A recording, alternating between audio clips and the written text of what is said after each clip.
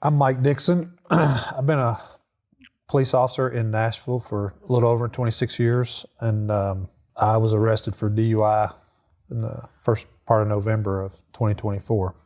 You know, a lot of us police officers develop an issue over the years because you go to everybody's bad day, whether it's a traffic ticket or you're a victim of a crime or you're a suspect and you have to arrest that suspect. It's a bad day for them, and you take some of that with you. Also, when you're responding to circumstances or issues, you learn to build these walls all around you to protect yourself, but also for people that you're responding to, they expect you to be a non-emotional person so you can help them get through their issue at the time. And when you build those walls and carry some of their burden and your own burden, it's hard to get that stuff out. And you carry that around for any amount of time, you struggle with it. You probably are taught not to accept that you have a problem, and you don't come forward because you don't want to be seen as weak or incapable or incompetent or whatever. That was one of the other things I remember, is I didn't want to be labeled an alcoholic. I didn't want to be labeled an addict because I felt it was going to lower me in other people's eyes. And if you are to bring up something, if you say like, I think I got a drinking problem, they'll be like, your only drinking problem is you're not off today, so you can't drink today. So it just kind of gets pushed to the side because a lot of the way that police officers deal with situations is through just kind of hiding it or through dark humor probably.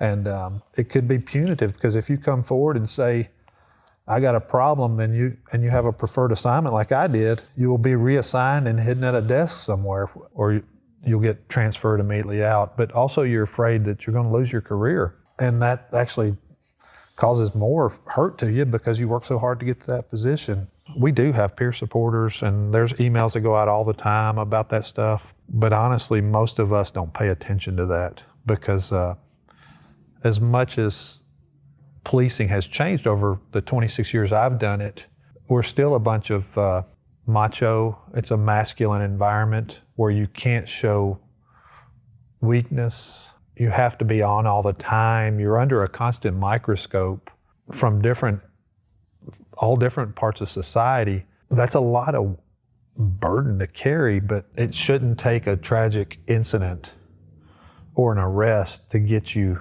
help. I was a guy who would drink just on weekends, and when I wasn't working, not every weekend to extreme, but just because you're not the guy that goes home and drinks a fifth of Jack every night or whatever, doesn't mean that you don't need to work on your either addiction or abuse. Just because you don't think you're on the spectrum of whatever it is, of alcoholism or addiction, doesn't mean you don't need to work on it. I would tell somebody to get help before you have to. I had to get help because of court. I didn't see me coming to Treehouse as fixing me. I saw coming to Treehouse as my lawyer told me to come to Treehouse so that we can get a better outcome in court. It changed for me, and I have found that the recovery community is probably one of the most welcoming places I've ever been in my life, because we all got here differently, but we all got a problem, and it's very supporting. When we talk in group, I've said that before, it's like it's nice to know that a lot of stigma is attached to addiction, and we all think that there are homeless people living under the bridge, and that's not all true. There's good people that are struggling with different things, specifically addiction, that are highly successful people, me included.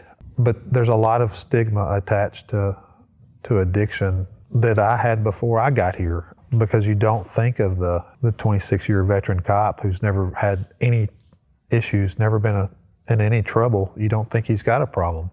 If you would have told me 6 months ago that I would be here, I'd tell you he's crazy. A lot of addicts can hide it pretty well or lie about it very well to themselves and their families. Just being able to talk about stuff, and now talking to other people going through the same issue that have just started their journey, has been really good for me. I probably didn't say it enough when I was a younger officer, is call me. I've got a lot of good friends, and we don't open up because we're scared to, because you don't want to be seen as weak or whatever. But I actually probably would be more apt to talk to other people now that before I wouldn't talk to about addiction, just because it's softened me up a little bit. Even if it's not Treehouse, if it's just calling another police officer who's experienced this kind of, that has a drinking problem or whatever. I look forward to talking to people that questioned where I was at and telling them. And Brandon always says it's okay to not be okay. I've had people reach out to me and they want to talk about my journey. I think they're starting to question what journey they're on. It's been one of the best bad things that's ever happened to me, getting arrested. It probably saved my life.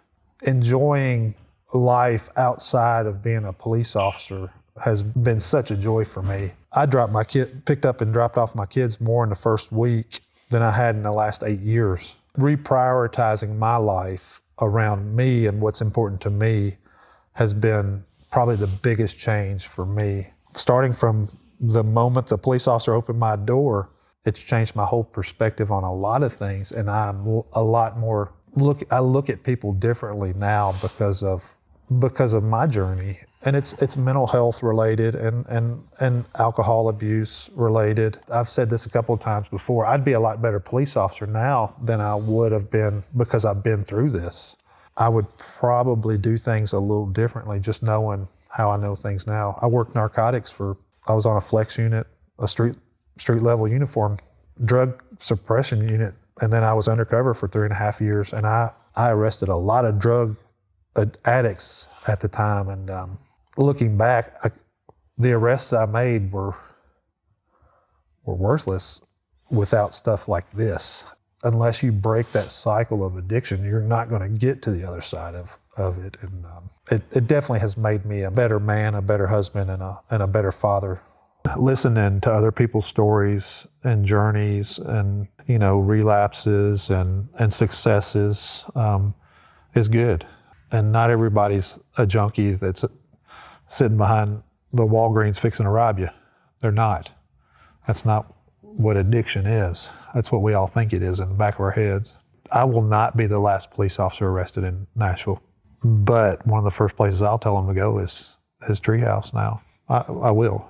Even if they don't end up at Treehouse, I will help them. It's one of the best bad things that ever happened to me.